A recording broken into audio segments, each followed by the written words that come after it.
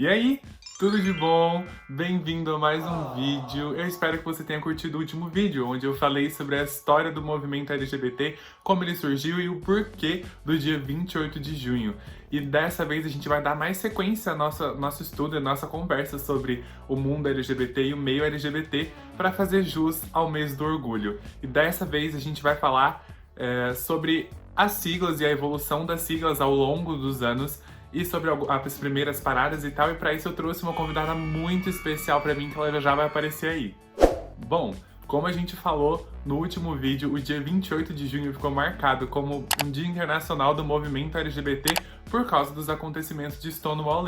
E um ano depois, começaram as paradas de orgulho LGBT lá nos Estados Unidos, em Los Angeles e Chicago.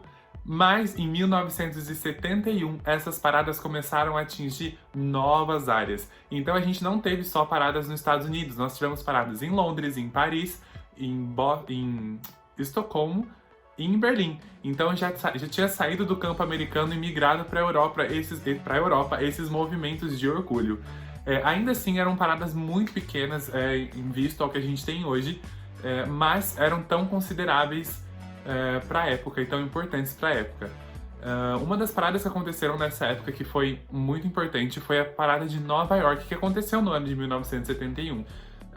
Eles esperavam uma parada muito menor e um movimento muito menor, afinal de contas, a do ano passado, de 1970, tinha sido só um movimento muito mais simbólico do que um movimento expressivo, assim. Então a parada de Nova York de 1971 foi surpreendente, porque eles tinham preparado e tinham contado com a ideia de que, sei lá, poucas pessoas viriam prestigiar o movimento e tal, mas para grande surpresa da organização, a parada de Nova York abrangeu 15 quarteirões. Sério, era muita gente, muito maior do que eles tinham esperado, até porque naquela época, não que hoje não seja, né? Mas naquela época a sociedade ainda era muito opressora e muito homofóbica. Então, assim, ter uma parada de orgulho enchendo 15 quarteirões era muita coisa. E isso foi tão impactante, tão emocionante pra época que a parada de Nova York estampou as capas dos principais jornais da época. Tá, mas e no Brasil?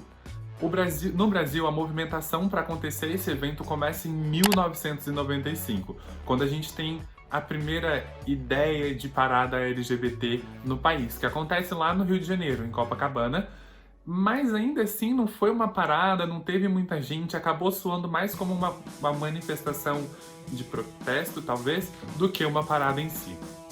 Então eles entenderam que para fazer esse negócio acontecer, eles precisavam se organizar para que a nossa parada fosse tão boa e tão representativa quanto as paradas que aconteciam fora do país.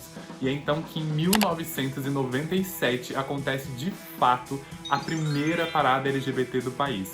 Sim, a primeira parada acontece em São Paulo e conta com a presença de 2.000 pessoas. É muito pequeno perto do que a gente tem hoje, é muito pequeno, mas para aquela época foi muito representativo. Ainda em 1997, a parada era vista como Parada do Orgulho Gay e levava a sigla GLS. É um pouco problemático, mas isso aí a gente vai falar daqui a pouco. Hoje em dia, por exemplo, a última parada, a de 2019, contou com a presença de mais de 3 milhões de pessoas. É muita gente e movimentou mais ou menos 403 milhões de reais da economia de São Paulo. Então, assim, pensa no tamanho do salto que a gente deu indo de 2.000 pessoas para 3 milhões de pessoas. É muita gente para um evento tão importante, tão representativo. Até os anos 90, como a gente estava falando aqui, a sigla GLS era o que comandava o rolê do movimento LGBT no Brasil. E por que essa sigla era tão problemática? Porque a gente restringe o nosso grupo a apenas gays e lésbicas. Por exemplo, a gente estava dando mais visibilidade às pessoas simpatizantes do que às pessoas bissexuais, transexuais e travestis, que merecem ser representadas e ser mais vistas, sabe? A gente estava dando mais ênfase para a pessoa heterossexual que gostava da gente do que para as pessoas que são do próprio meio. Isso tá muito errado. E é então que depois disso eles entendem o tamanho do erro e quão feio é você excluir as pessoas do próprio grupo, que daí a sigla muda para GLBT. Mas ainda assim faltava alguma coisa. O que acontece? Quando a gente traz o G na frente, a gente começa a dar mais ênfase ao movimento gay. Infelizmente, para você ter uma ideia, em 2020 ainda tem gente que acha que é tudo de bom você falar parada gay ou falar grupo GLS, sabe? O movimento gay é um movimento de minoria, assim como todos os outros, mas é um dos movimentos que é mais aceitos e bem vistos. Você tem muito mais personagens gays do que personagens lésbicas nas novelas, nos filmes, nas séries, ou personagens trans, por exemplo. Em 2008, depois de uma conferência, eles trazem o L para frente da sigla. Então a gente passa de GLBT para a sigla LGBT.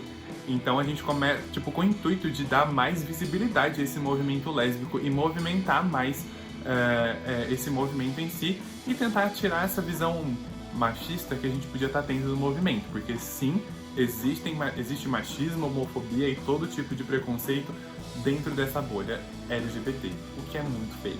Enfim, anos depois, a sigla começa a sofrer novos ajustes, porque a gente começa a entender novas diversidades que deveriam estar inclusas nessa mesma lista de lésbicas, gays, transexuais e bissexuais. Então a gente começa a incluir o queer, o intersexual e o assexual.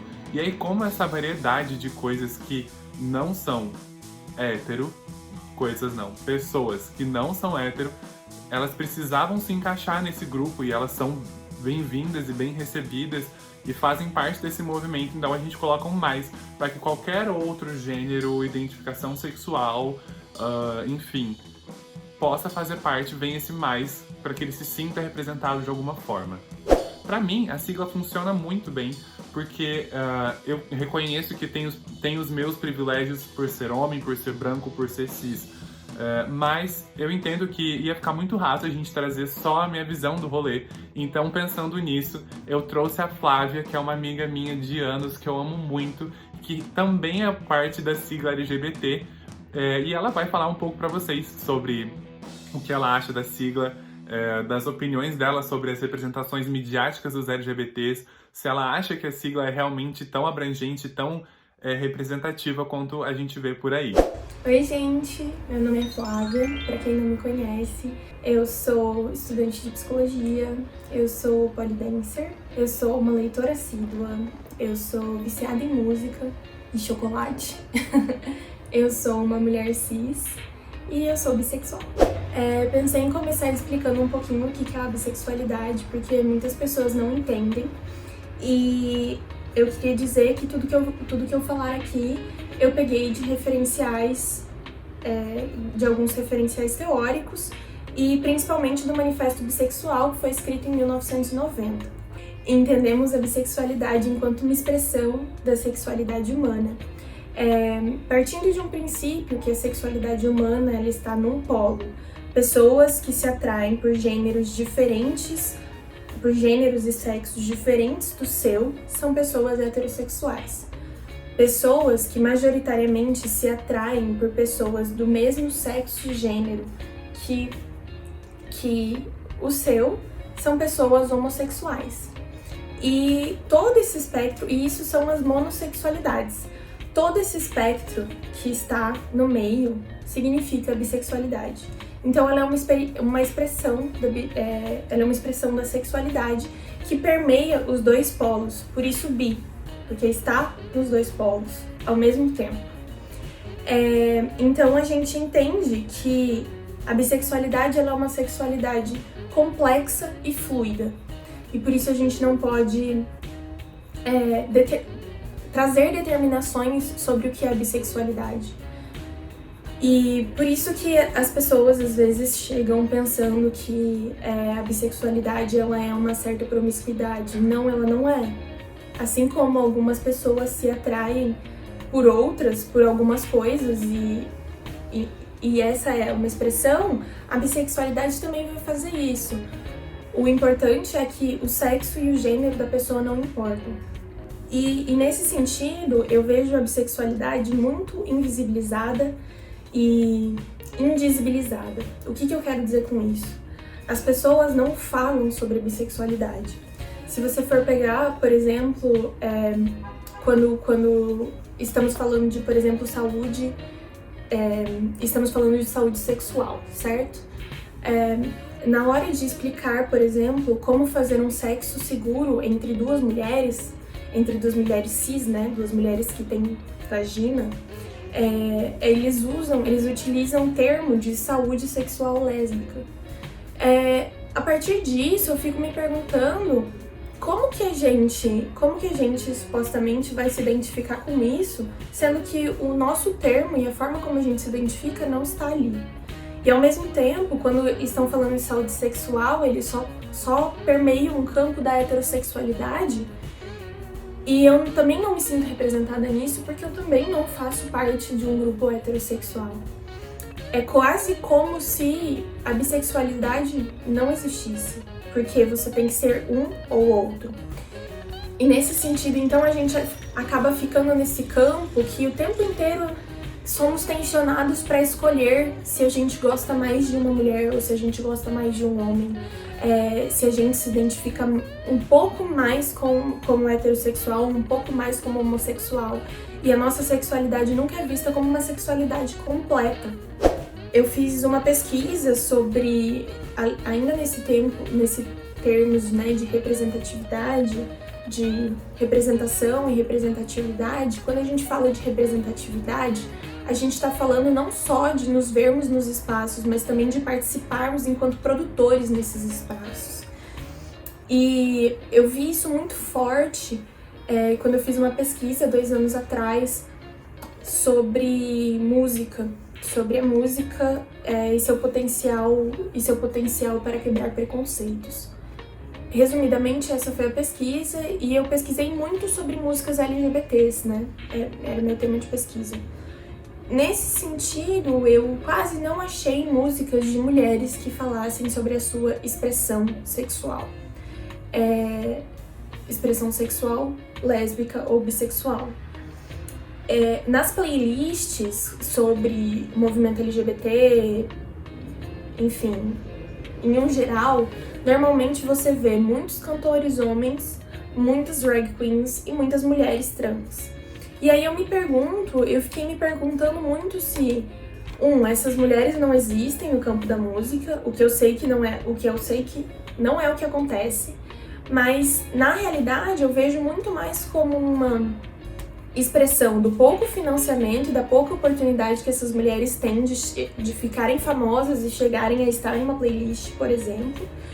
E, ao mesmo tempo, a falta de financiamento e a falta de representatividade no sentido, enquanto uma mulher bissexual, olhar para isso e não se ver nesse espaço. Então não se acha pertencente a isso e não se vê como uma forma de eu posso estar nesse espaço, eu posso produzir música e eu posso falar sobre a minha sexualidade amando outra mulher ou amando um outro homem, mas sendo bissexual. E essas são uma das coisas que eu vejo muito forte dentro dessa invisibilidade, dessa falta de representatividade da bissexualidade. Eu acredito que a gente precise repensar a forma como a gente coloca a bissexualidade nas mídias, a forma como a gente coloca a bissexualidade entre nós e a forma como nós nos relacionamos com os outros, sem forçar isso e podendo nos ver enquanto pessoas bissexuais. Acima de tudo, eu acho que a gente precisa se repensar enquanto movimento social, principalmente pelo fato de nós sermos múltiplos, nós somos muitos dentro do movimento.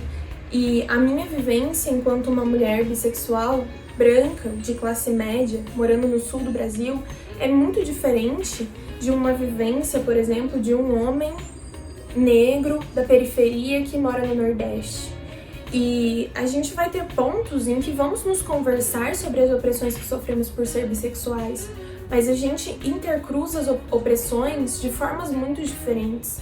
Então é importante que a gente não tenha uma representação, uma representatividade de mulheres bissexuais ou de homens bissexuais, e sim que a gente tenha múltiplas representações para que a gente possa, de fato, ocupar os corpos e que as pessoas possam se ver nesses espaços, possam se ver em espaços e ver que essa também é uma possibilidade de vida.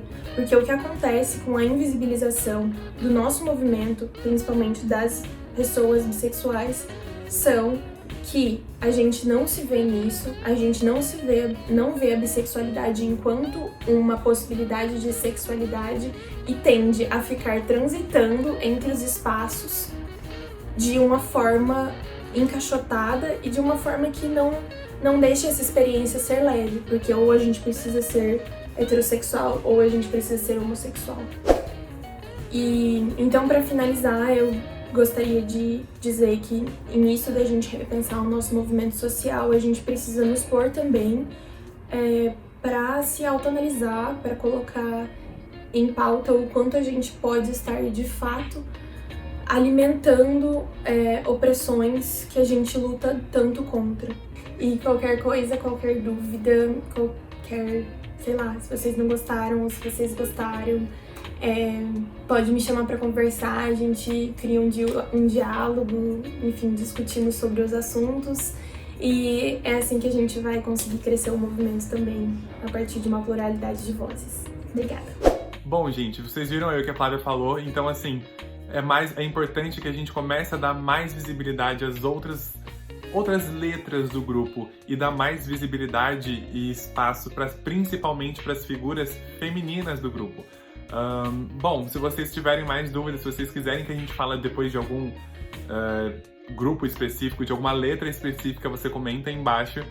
E fica ligado que daqui a alguns dias a gente vai ter mais um vídeo com mais convidados especiais para tratar de um assunto que é super legal. Então, um beijo, eu espero que vocês tenham curtido. Fiquem em casa, stay safe, por favor, fiquem em casa. E aproveitem e celebrem o orgulho de vocês da maneira que vocês mais se sintam à vontade. Celebrem o corpo de vocês, viva a diversidade. E é isso. Até o próximo